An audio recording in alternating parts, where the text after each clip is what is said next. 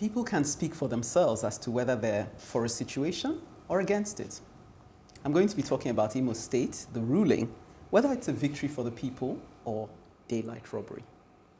The recent Supreme Court ruling that saw Governor Ejiofor deposed and instead Uzodimma shunted from 4th place to 1st place by apparently a unanimous ruling of 7 Supreme Court judges brought tears to my eyes. In what jurisdiction are we to believe that 333,000 illegally excluded votes, a situation ratified by INEC, I hasten to add, were miraculously found and now endorsed by the highest court in the land, thereby resulting in over 426,000 votes that led to the APC candidate taking the lead from the rear? Has Imo State not suffered enough? The facts speak for themselves. Terrible roads, seriously neglected infrastructure, vulgar mismanagement of state resources, and a groaning populace akin to what led to the biblical proclamation of God to Pharaoh via Moses when he said, "Let my people go." I heard from sources on the ground that news of the ruling that Ejiofor was deposed was greeted by scenes reminiscent of a state in mourning. I have been made aware that there is more to the ruling than meets the eye.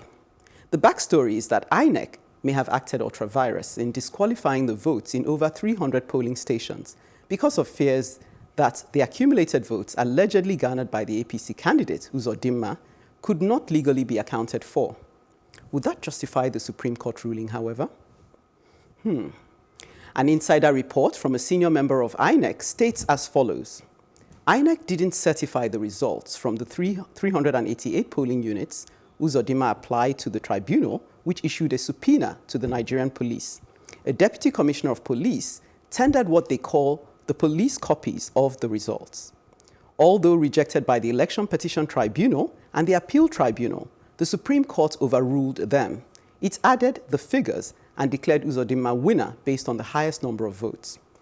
Nothing was said about spread, i.e. the requirement that a candidate must also score at least a quarter of the votes in 2/3 of the LGAs in a governorship election. While determined to carry out the orders of the Supreme Court to issue Senator Hope Uzodimma, candidate of the All Progressives Congress, a certificate of return as the duly elected governor of Imo State and withdraw the one it previously had given to Emeka Ejiofor of the People's Democratic Party, the leadership of the Independent National Commission is still reeling from shock over the verdict, close quote. Well, we're reeling too. This sits side by side with figures cited from Premium Times and other mainstream media referencing the announcement of the state's returning officer, which show the following. And I quote, Vice Chancellor of the Federal University of Agriculture, Umundike, Abia State, Francis Atunta, gave the total registered voters across the state's 27 local government areas as 2,221,008, and the total accredited voters as 823,743.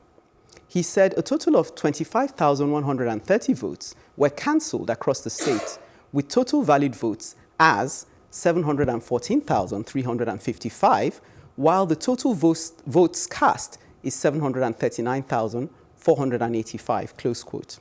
These figures show a significant discrepancy in the current figures of 927,630 when you include the votes validated by the Supreme Court ruling. As we know, numbers can't lie.